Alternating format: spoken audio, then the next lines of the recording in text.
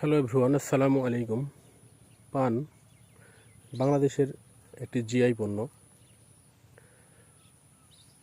পান রাজশাহী, দুর্গাপুর, বাগমারা, মোহনপুর এই এলাকার মধ্যে ব্যাপক পরিমাণে পান বরজ আছে, পান চাষি আছে। যারা পান চাষ করে তারা প্রচণ্ড পরিশ্রম করতে হয় এবং এক একটি পান বরজে অনেক খরচ। সারা বছর এই পানগুলা চাষিদের টাকা দিয়ে দেয়। সব কিছু পরেও পান চাষ একটি লাভজনক। বর্তমানে চাষিরা দাম পাচ্ছে না, পানের বাজারে প্রায় ধস। এটি রাজশাহী দুর্গাপুর উপজেলার আংরার বিলের চারপাশের একটি চিত্র।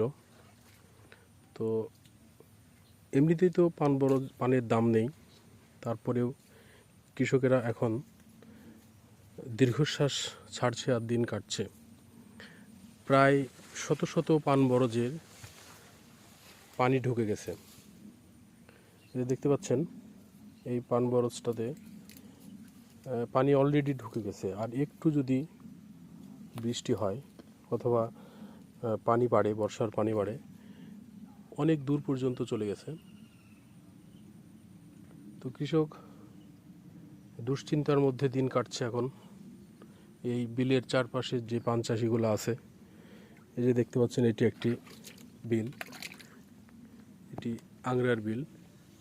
এই বিলটা অনেক বড়, চারিদিকে শুধু পুকুর, জলাবদ্ধতা কারণে এই বিলের চারপাশের লোকজনের এই করুণ দশা। এরকম শত শত পান বরজ আছে, যে পান বরজে পানি অলরেডি ঢুকে গেছে। আর একটু পানি যদি বাড়ে, তো দেখতে পাচ্ছেন এই পান বরজের পানি চলে আসছে প্রায়। আর একটু পানি বাড়লে এই বরজটা শেষ হয়ে যাবে। এরকম শত শত বরজ আছে। তো দোয়া করি আল্লাহ যেন কৃষকদের বাঁচিয়ে দেয়। আমাদের তো একমাত্র ভরসা স্থল হচ্ছে পরম করুণাময়। ধন্যবাদ। আসসালামু আলাইকুম।